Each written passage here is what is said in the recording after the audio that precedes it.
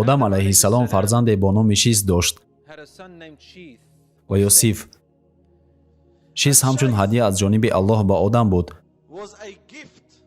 ҳатто маънои номи Шис худ ҳадия ва ё ин ки инъом мебошад. Аллоҳ Шисро ба одам алайҳиссалом ато мекунад баъди кушта шудани фарзандаш бо номи Ҳобил. Ҳобил фарзанди ботақво буд, бандаи солеҳи Аллоҳ буд. Одам алайҳиссалом бисёртар ба Ҳобил дилбаста буд. Вақте ки одам Ҳобилро аз даст медиҳад, бисёр ғамгин мешавад. аз ин рӯ Аллоҳи мутаол баъди Ҳобил Шисро ато мекунад, ки ӯ на танҳо фарзанди ботақво, балки паямбар ва расули Аллоҳ мешавад. Одам алайҳиссалом ӯро Шис ном кард, азбаски ӯ ҳадия ва ё инъом аз ҷониби Аллоҳ буд. Шис ба падараш бисёр наздик буд. ӯ дастуроти падарашро иҷро мекард ва аз падараш илм мегирифт. ӯ ҳатто ба бародаронаш, ба бародарзодаҳояш ва дигар хешовандони дуру наздикаш ёдовариҳо мекард. Одам алайҳиссалом то дами зинда буданаш ба мардумон оғози офаринишро ёдоварӣ мекард, зеро дар он замон чизи дигаре набуд ки оидаш ба мардум ёдрасӣ бикунад. Оиди ибодат кардан ба Аллоҳ ва оиди чӣ ваъда додани шайтон ба Аллоҳ ва ба ин монанд чизҳоро нақл мекард. инак баъди оне ки одам алайҳиссалом вафот мекунад, Шис ба фарзандони одам ҳокимӣ карданро оғоз мекунад. ӯ одилона ҳокимӣ мекард мутобиқи шариати Аллоҳ. ӯ дар байни мардумон ягонагиву муттаҳидиро барқарор кард. бо вуҷуди ин шайтон ҳилаву найранг ва андешаҳои бадашро идома медод. аз тарафи дигар Қобил ва насли ӯ дар рӯи замин афзоиш ёфтанд. адади онҳо аз адади одамони Шис зиёд гардиданд. яке аз фарзандони одам алайҳиссалом бо номи Қобил ва ё Каин феъли бадкина ва душманона дошт. ӯ хасис ва мутакаббир буд ва бисёр хислати дурушт дошт ва бо ӯ ҳамкорӣ кардан бисёр кори мушкил буд. ва ӯ чӣ кор кард? ӯ хост ки аз дигар наслҳои одам дур шавад ва дар макони хело аз дигарон дур зистанро идома дод. одам алайҳиссалом то дами марги худ бо Шис ва бо дигар фарзандонаш дар мавзеи кӯҳии зиндагиро идома медиҳад, вале фарзандаш Қобил бошад хост ки ба ҳамворӣ бикӯчад. баъди чанде ба Шис алайҳиссалом амр аз ҷониби Аллоҳ меояд ки ба қавми Шис манъ аст ки бо қавми ба замини ҳамвор рафта якҷо шаванд. инчунин як аломати фарқкунандаи дигар, мардони қавми Қобил бениҳоят намуди бадсурат доштанд, вале занҳояшон баръакс хело зебо буданд. ва қавми Шис бошад вазъияти баръакс доштанд, мардонашон хеле хушсурат ва занҳояшон безеб буданд. ин дар ривоят чунин омадааст. ин сухани бофтаи ман ва ё каси дигар нест. ривоят шудааст ки Иблис замони худро ба шакли писари ҷавоне муҷассам мекунад, яъне ҳамчун шогирд ӯ ба назди оҳангаре меравад ки бо оҳан сару кор дорад. ӯ аз оҳангар хост ки ӯро ба сифати шогирд қабул намояд ва дар натиҷа ӯ як най омода мекунад. баъдан ӯ ба назди одамон баромада он найро ба одамон нишон медиҳад. ӯ ба воситаи ин най ҳар гуна садоҳоро менавозад, садоҳоеро ки мардум то он дам нашунида буданд. он замонҳо замонҳои саршавии таърихи башарият буд. аз ин хотир чунин садоҳо барои мардум ғайриоддӣ буданд. баъдан шайтон нақораи калоне сохта ба он заданро оғоз кард. мардум дар гирди ӯ ҷамъ омаданд. ба онҳо аҷиб менамуд ки ин чӣ садоҳои шавқоваре бошад.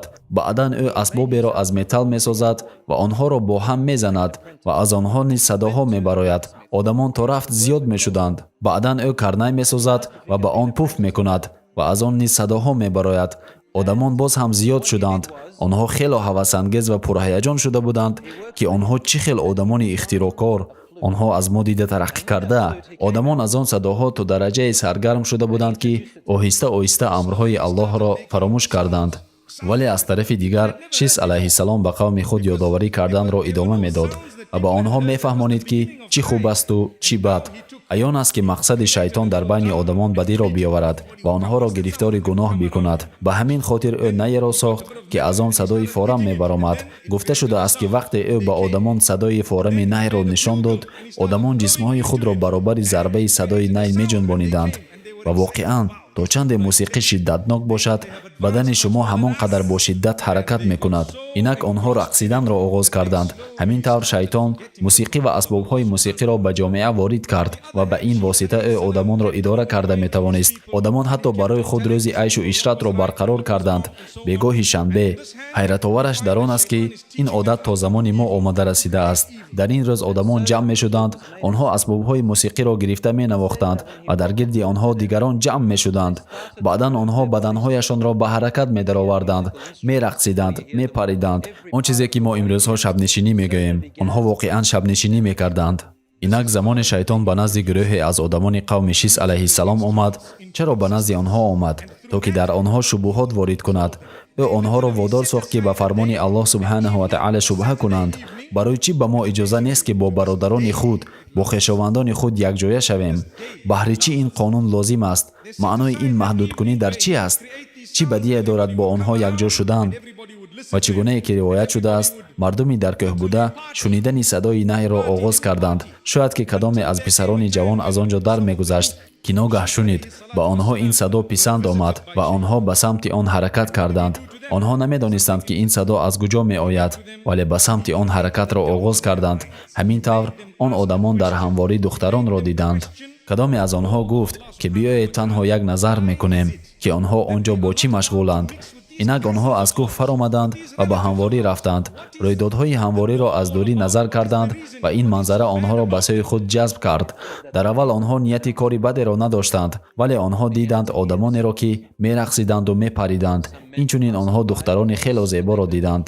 онҳо андаке наздик шуданд ва вақте ки наздик шуданд, духтарон онҳоро пай бурданд, зеро онҳо мардони хушсурат буданд. духтарон онҳоро дида зебогии худро ба онҳо намоиш доданд. онҳо либоси худро он гуна мепӯшиданд, ки диққати онҳоро ба худ ҷалб мекард. ин аввалин боре буд, ки шайтон инро ба онҳо омӯхт. ҳамин тавр мардону занон ба воситаи мусиқӣ бо якдигар наздик шуданд ва якҷо ҷамъ шуданд ва ин дар байни мардону занон аксуламал пайдо кард ва шайтон низ дар ин ҷо нақши худро бозид. мардон ва занони ҷавон бе ягон ҳадду маҳдудият якҷоя рақсиданро оғоз карданд. олимон ба он назаранд, ки айнан он замон зино пайдо шудааст. оҳиста вале аниқ ин дар тамоми дунё паҳн шуд. бо пайдоиши аввалин асбоби мусиқӣ, яъне най, айнан тавассути он шайтон муяссар гардид, ки мардонро бо занон омехта кунад, онҳоро ба рақсидан водор сохт ва бо гузашти андаке вақт ин ба зино оварда расонид. инак ин одамон ба макони худ бармегарданд, баъди аз мусиқӣ ҳаловат бурдан, бо занони зебо айшу ишрат кардан ва аз рақсу шабнишиниҳо ҳаловат бурдан. онҳо баргаштанд ва инро ба дигар ҷавонон нақл карданд. шумо тасаввур намекунед мо чӣ ҳаловате бурдем, ба ростӣ мо садоҳои аҷоибе шунидем. ва дафъаи дигар аллакай ҷавонони зиёд омаданд, баъдан аз онҳо ҳам зиёдтар. ва ҳар боре ки шабнишиние мешуд, одамони ҷавон бо ҳам якҷо мешуданд ва гуноҳ содир мекарданд. бо ин тарз аввалин гуноҳе ки дастаҷамъона ба амал омадааст зино мебошад. гуноҳҳои дигар ҳар яке дар алоҳидагӣ ва ноаён амалӣ шуданд ва ҳамин тавр гуноҳи зино пайдоиш ёфт. мадди назар дошта бошед, ки он замон мардум ширк анҷом намедоданд. онҳо ба Аллоҳ шарик намеоварданд, ғайр аз Аллоҳ ба касе дигар ибодат намекарданд. вале оҳиста оҳиста қадам ба қадам шайтон онҳоро ба ин гуноҳи вазнинтар оварда расонид. қадам ба қадам. аз ин хотир Аллоҳ субҳанаҳу ва таъала дар Қуръон мегӯяд: لا تتبعوا خطوات الشيطان. гомҳои шайтонро пайравӣ накунед, аз паси шайтон қадам назанед. шайтон бисёр оқил аст. ӯ хеле хуб медонад одамро, медонад ки оиди чӣ фикре дорад. иблис фаҳмид, ки ҳоло наметавонад одамонро ба гуноҳи ширк водор созад. ҳоло каме барвақт аст ва одамон мақсади ӯро метавонанд ки бифаҳманд.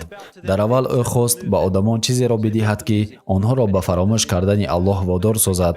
аз ин рӯ ӯ ба онҳо муҳаббати мусиқиро васвос кард ва он дар навбати худ ба зино овард. иблис онҳоро ба зино оварда расонид.